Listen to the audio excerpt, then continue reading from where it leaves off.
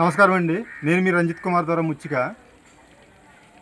నేను వీడియో చెప్తున్నాను కదండి. వీడియోలో ఇప్పుడు గత 6 సంవత్సరాలుగా అది తప్పుడు వ్యక్తుల మీద ఫిర్యాదు చేస్తున్నానని చెప్పి దానికి సంబంధించి ఇలా సాగదీస్తూనే ఉంటానండి. నేను వీడియోలో నా బాధ ఆవేదన ఇలా వీడియోల రూపంలో సాగదీస్తూ చెప్తూనే ఉంటాను. అధికారులు కూడా అధికారులు నేను ఏదో అనుకున్నాను, తెలియదు అనుకున్నానండి. కానీ ప్రతి ఒక్క ఇప్పుడు ఎంఆర్ఓ గారు, RDO Jangareddy, ITDPO, even collector madam గారు కూడా చూస్తున్నారని నేను అనుకుంటున్నాను. తెలుస్తుందండి. ఎందుకంటే ఎవరో ఒకరు చెప్తారు, ఫార్వర్డ్ చేస్తారు. అంటే చుట్టుపక్కల సొసైటీలో చాలామంది కూడా మీ వీడియోలు బాగుంటున్నాయండి, చూస్తున్నాం అని అంటున్నారు. నేను ఎక్కడికి వెళ్ళినా ఎక్కడికి వెళ్ళినా అంటే నేను హైదరాబాద్ వెళ్ళి రాజమండ్రి అలా కాదు, ఈ చుట్టుపక్కల ఎక్కడైనా కానీ అదే అంటున్నారు. పోలవరం, బుట్టాయిగూడెం, జంగారెడ్డి, జీరియా, సారంగంలో మొత్తం. అంటే నేను అనేది ఏంటంటే వీళ్ళందరూ చూసే క్రమంలో అధికారులకి కంపల్సరీ వెళ్తుందండి, చేరదీస్తారు. కొంతమంది ఉంటారు కదా కింద స్థాయి అధికారులు, వాళ్ళు చేరదీస్తారు. ఈ వీడియోతో నేను చివరిగా నేను ఈ ఫిర్యాదుపై ఇంకా నేను సాగదీయలేండి. కంక్లూజింగ్గా నేను కట్ ఆఫ్ చేసేద్దామని చెప్పి ఈ వీడియోతో అయినా కానీ అధికారులు చర్యలు తీసుకోవాలండి. తప్పుడు వ్యక్తులపై వాళ్ళ సమర్థించే తప్పుడు అధికారులపై చర్యలు తీసుకుంటారని అనుకుంటూ ఈ వీడియో చేస్తున్నాను.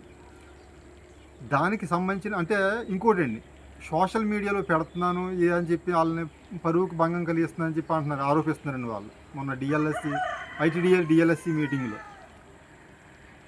సోషల్ మీడియాలో పెట్టడం, ఒకరి గురించి తప్పుగా మాట్లాడడం తప్పేండి, చాలా తప్పు, నేరం.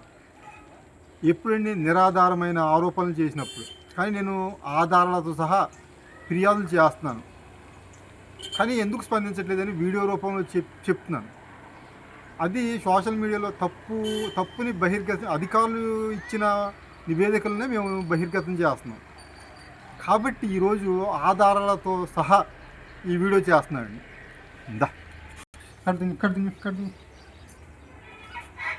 తక్కువ ఎవిడెన్స్ అన్నాను కదండి, దానికి సంబంధించిన ఆధారాలు మీకు చూపిస్తున్నాయండి.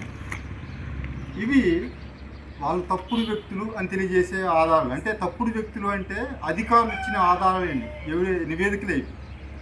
అలా బుట్టాయిగూడెం తహసీల్దార్ గారు ఇచ్చిన, పోలవరం ఆర్ఐ గారు ఇచ్చిన, పోలవరం ఎంఆర్ఓ గారు ఇచ్చిన, అలాగే మాకు ఆర్టీఐ ద్వారా ఇచ్చిన, ఆయన ఏలూరులో చదువుకున్నప్పుడు అయినా సంబంధించి ఆధారాలండి, ఎవిడెన్స్ ఇవి.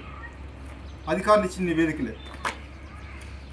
తర్వాత ఈ నివేదికల్లో అప్పుడు 2018లో పనిచేసిన ఎంఆర్ఓ గారు ఇచ్చిన ఆయన ఇచ్చిన ఆధారాలు కూడా ఉన్నాయండి.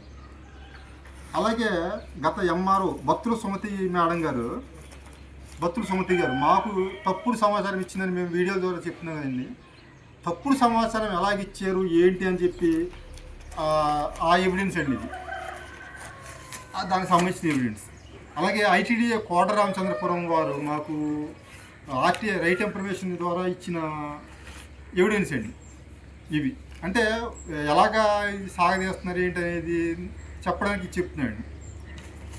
అలాగే ఐటీడీఏలో డిఎల్ఎస్సి విచారణ డిస్టిక్ లెవెల్ స్క్రూటినీ కమిటీ జరుగుతుంది కదండి. దానికి సంబంధించిన ఐటీడీఏ ఆఫీస్ వారు మాకు పంపించిన నోటీసులు అండి, దానికి సంబంధించిన నోటీసులు. అంటే నేను ఎందుకు చెప్తున్నానంటే ఇవన్నీ నేను ఇంకా ఇసుకుపోయామండి. ఈసారికైనా ఈ ఎవిడెన్స్ని బట్టన్నా ఉన్నతాధికారులు చర్యలు తీసుకుంటారండి. అలాగే ఇవి మేము వాళ్ళపై ఫిర్యాదు చేసినాయండి. ఎంఆర్ఓ పోలవరంకైనా, జంగారెడ్డి ఆర్డీఓ గారికైనా కానీ, ఐటీడీఏ పిఓ గారికైనా, జిల్లా కలెక్టర్ గారికైనా కానీ, పీజీఆర్ఎస్లో పనిచేసిన ఇంచుమించు సుమారుగా 100 సార్లు చేసిన ఫిర్యాదులు. ఇవన్నీ నేను అంటే గత 2018లో ఎంఆర్ఓ గారు ఇచ్చిన ఎవిడెన్స్, అలాగే బత్తుల సుమతి గారు అయితే మరీ దారుణంగా వాళ్ళకి అనుకూలంగా ఇచ్చిన ఆధారాలు, అలాగే ఐటీడీఏ వారు మాకు పంపించిన ఎవిడెన్స్ రైట్ ఇన్ఫర్మేషన్ యాక్ట్ ద్వారా, అలాగే ప్రస్తుత తహసీల్దార్ గారు కూడా ఇచ్చిన ఎవిడెన్స్ మొత్తం నేను ఈరోజు సబ్మిట్ బయట అంటే వీడియో రూపంలో పెడుతున్నాం. ప్రత్యక్షంగా అధికారులకు కూడా, ఉన్నతాధికారులకు కూడా మేము ఇవ్వడానికి సిద్ధమండి. ఇంకోటి ఏంటి, ఈ వీడియో ద్వారా నేను ఇంకా అలిసిపోయామండి. మేము ఇప్పుడు దాకా ఆమరణ నిరాహార దీక్ష అంటే కొంచెం దడిసేవాళ్ళం అండి. ఎందుకంటే 2014 సంవత్సరంలో మేము పోలవరం సంబంధించిన పోలవరం మండలంలో డ్వాక్రాకు సంబంధించిన రుణాల్లో అవకతవకలు జరిగిందని చెప్పి 2014లో కూడా ఆమరణ నిరాహార దీక్ష చేసేవాడిని. 3 రోజులు చేసేసరికి మాకు ఆరోగ్యం కొంచెం నాకు అదోలాగా అనిపించిందండి. అంటే ఆమరణ నిరాహార దీక్ష ఇప్పుడు మనం అన్యాయాన్ని ప్రశ్నించి చర్యలు తీసుకునేలా చేయడానికి మనం ఆమరణ నిరాహార దీక్ష చేయాలి. మన ఫ్యామిలీని, కుటుంబాన్ని అప్పుడెప్పుడు 2014లో చేసేవాడిని కాదు. ఇప్పుడు చేయాలంటే 12 సంవత్సరాల తర్వాత కుటుంబం, బాధ్యతలు, భార్య, పిల్లలు ఉన్నారండి. కొంచెం భయపడవలసి వచ్చింది. కానీ ఇప్పుడు నేను ఇంకా ఈ చర్యలేం తీసుకోవట్లేదు, కానీ ఇంక నేను ఆమరణ నిరాహార దీక్ష చేయడానికి నిశ్చయించుకోలేదండి.